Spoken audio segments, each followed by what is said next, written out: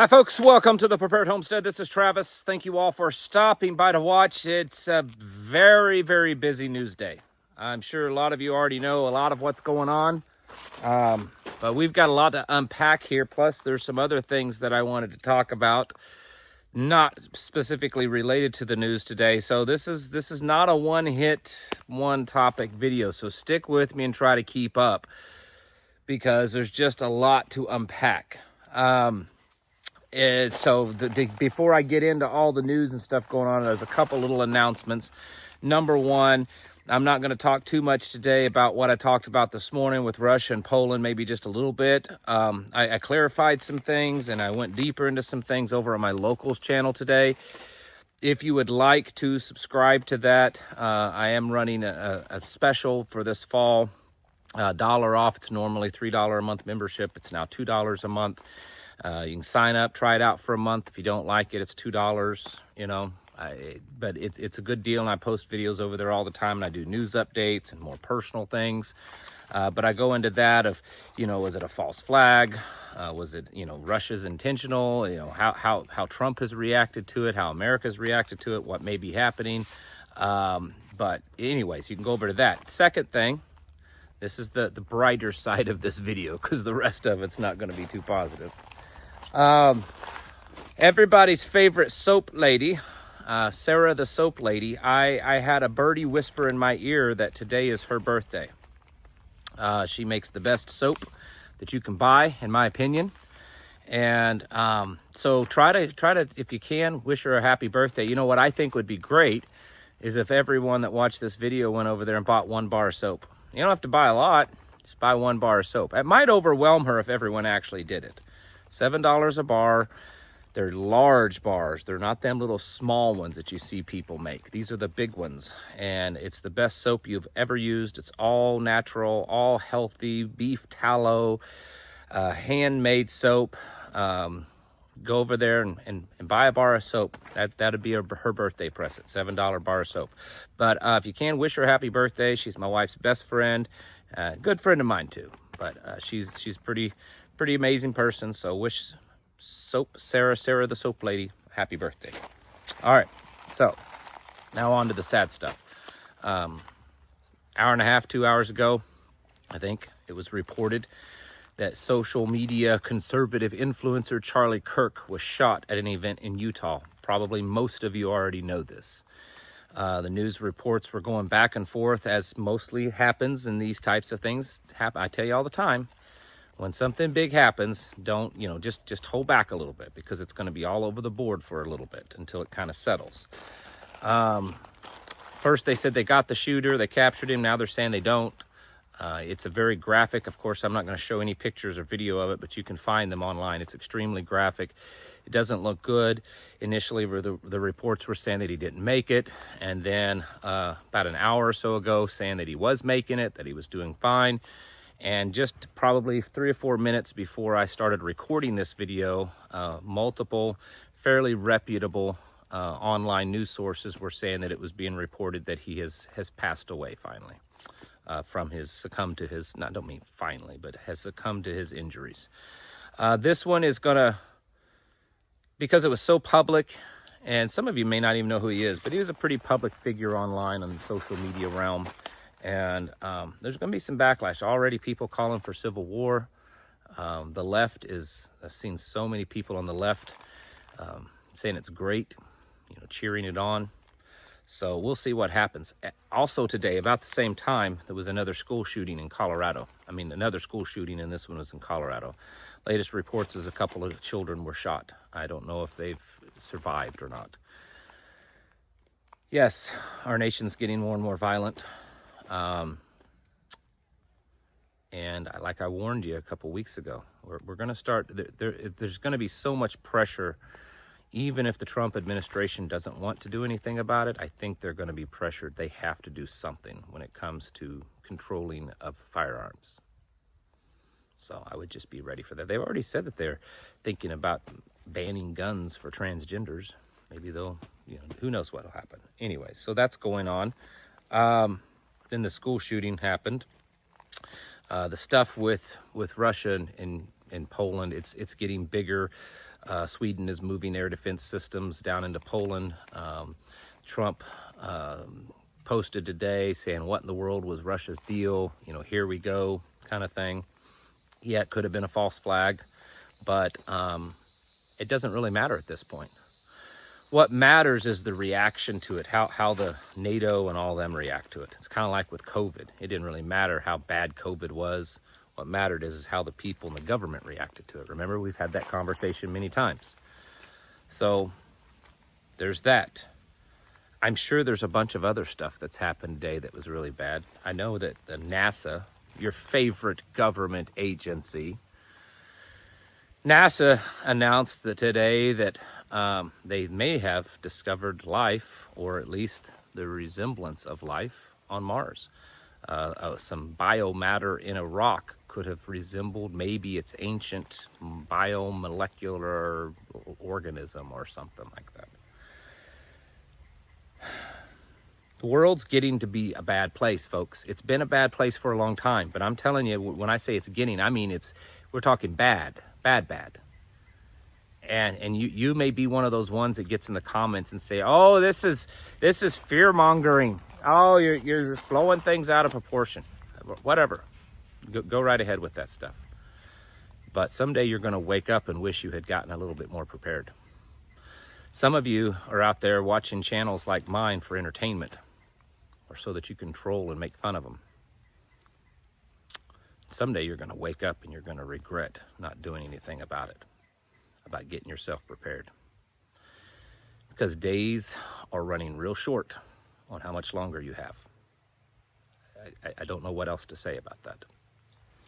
I've been telling you I was going to work on some content this week for artificial intelligence and the preparations against it. So I have some stuff here today. This is a very brief overview. This, of course, does not cover everything. But being what has happened today, I wanted to talk about that.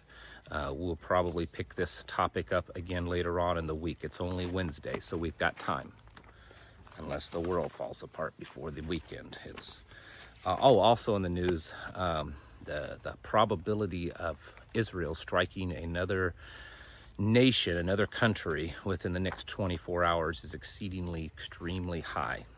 So anyways, just thought I'd throw that out there at you. All right. So let's shift gears a little bit. We're going to talk about some things that you actually need to be doing in preparations for AI. You know, I know that some of you are really tech savvy and you're kind of on top of it and you understand things. And then there's some of you that have just now figured out how to turn your phone on and use it. You never did figure out how to use a VCR.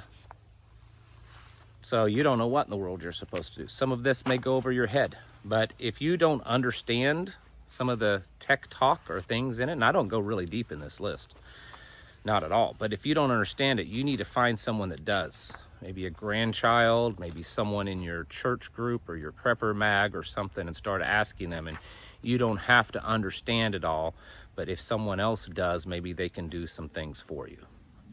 Here's the deal. AI's coming. It's here and it's getting bigger and bigger.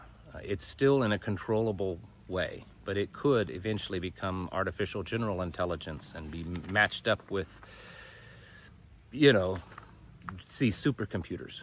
And then it's going to go downhill from there. For now, it could still be used to your advantage. And I think technology within certain restraints should be used to our advantages. But we should also have preparations of when technology goes off the rails and we dump it and we walk away from it. So anyways, that's the perspective today. First thing you need to be doing after saying all that is minimizing your digital footprint. You need to reduce the personal data that you share online as much as possible. That is what AI is doing.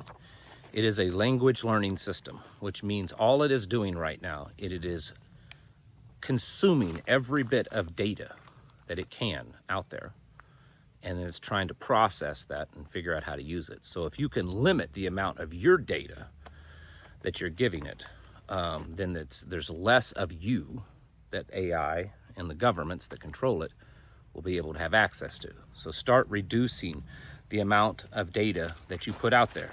Delete unused accounts. If you have old accounts that you aren't using, delete them. Opt out of data brokers when possible. Anytime you download an app, no tracking, no keeping data, any of that, as much as you can. Use privacy tools more and more and more. Use encrypted emails, end-to-end encryption messaging. Encrypted emails like Proton, that's a pretty good one, and it's free. You can get the free version. Encrypted end-to-end messaging like Signal. Signal, it's as good as probably any. Use privacy-focused browsers, like Brave, DuckDuckGo, and Tor. If you don't know what those are, you should look into them. Try to make your passwords as difficult to figure out and unusual, and change them often. I know I'm awful with this. There's some things that I'm just awful. Man, the sun is just, it's moving while I'm talking. Hold on, I'm gonna try to find a little bit shadier spot because it's burning my eyes. That's a little bit better. All right. Passwords, I'm bad about it. I'm bad about not changing my passwords often and using too easy to, things that I know. And with AI, it's becoming easier and easier because it's able to collect all of your data.